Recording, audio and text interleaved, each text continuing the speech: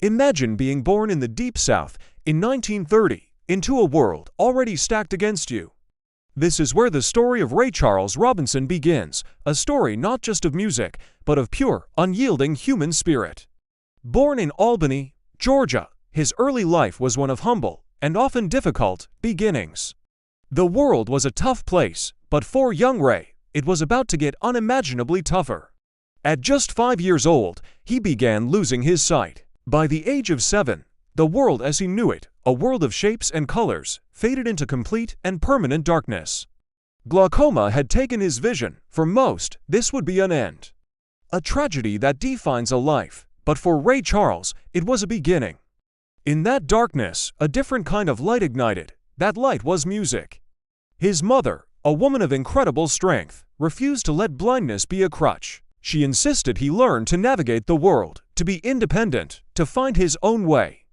And he did. He found his way to a piano keyboard. He learned to read and write music in Braille, his fingers dancing over the raised dots with the same grace they would soon find on the ivory and ebony keys.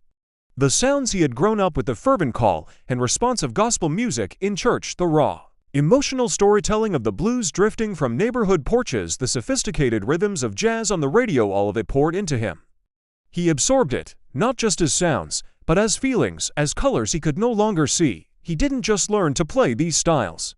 He began to fuse them, to melt them down, and forge them into something entirely new. Imagine the courage it took. In an era of strict musical segregation, where gospel was for the church and blues was for the juke joint, Ray dared to combine them. He took the spiritual ecstasy of gospel and merged it with the secular, often romantic, themes of rhythm and blues. The result, it was electrifying, it was controversial. It was the birth of a new genre, soul. The mid-1950s was the spark. 1955, he releases a song called I've Got a Woman. It wasn't just a hit, it was a seismic event. The song was built on the melody of a gospel hymn, but the lyrics were about a woman, about love, about earthly desires. Some called it sacrilege, others called it genius.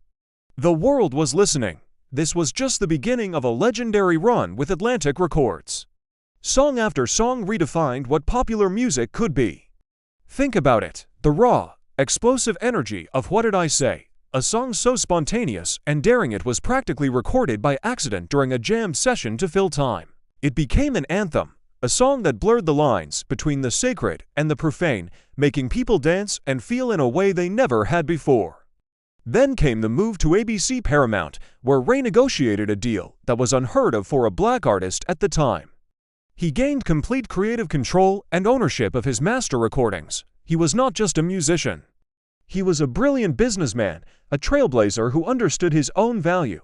And what did he do with that freedom? He shattered even more boundaries. He released hits like Georgia on My Mind. Today, we hear it as a timeless classic, a warm, nostalgic ode to home. But when he recorded it, it was a bold statement. He took a Tin Pan Alley standard, a song associated with white artists, and poured his entire soul into it, transforming it into a deeply personal and universal anthem of longing. His rendition became so iconic that in 1979, the state of Georgia officially adopted it as its state song. A black man, born into poverty and blindness in the segregated South, had his voice become the official song of his home state. That is the power of art. That is the power of Ray Charles. And then there was Hit the Road Jack, a playful, call-and-response classic that became a global phenomenon. But Ray wasn't done surprising people. Just when the world had him pegged as the king of soul, he did the unthinkable.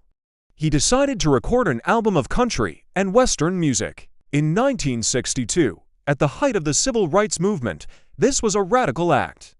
The music industry was as segregated as the rest of the country. But Ray didn't see genres, he just saw good songs. He heard the stories, the heartbreak, the soul in country music. The album was called Modern Sounds in Country and Western Music. It was a masterpiece. He took country standards like I Can't Stop Loving You and infused them with his signature soul, backed by lush strings and big band arrangements. The album was a colossal success, topping the charts and proving that music could bridge any divide, racial, cultural, or stylistic. He showed everyone that the lines we draw are imaginary. Pain is pain. Love is love. A great story is a great story, no matter what instruments are playing it. This is why they called him the genius. It wasn't just a nickname, it was a statement of fact. He was a musical alchemist, capable of turning any sound into pure gold. His influence is immeasurable. Look at the artists who followed. From rock and roll pioneers to modern pop stars, you can hear traces of Ray Charles everywhere. He taught us that emotion is the most important instrument. He taught us that vulnerability is strength. He played the piano with a posture that was all his own, rocking back and forth, head thrown back, a smile often breaking across his face as if he were channeling something directly from the heavens. He wasn't just playing notes, he was living the music. You didn't just hear a Ray Charles song, you felt it in your bones.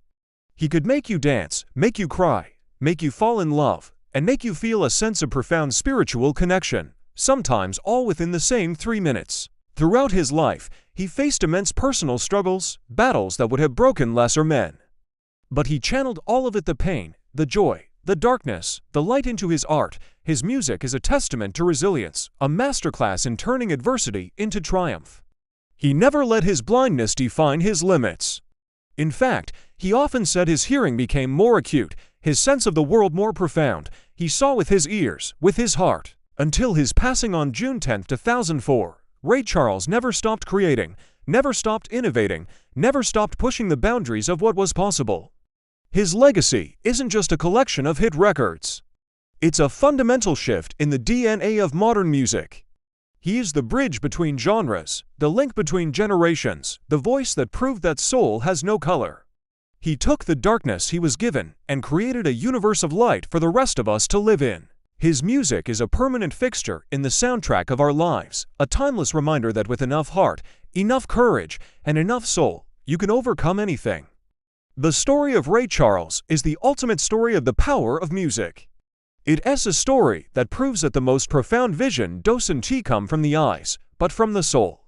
If the music of the genius, Ray Charles, has ever moved you, please give this video a big like. I would love to know what your favorite Ray Charles song is, so drop it in the comments below.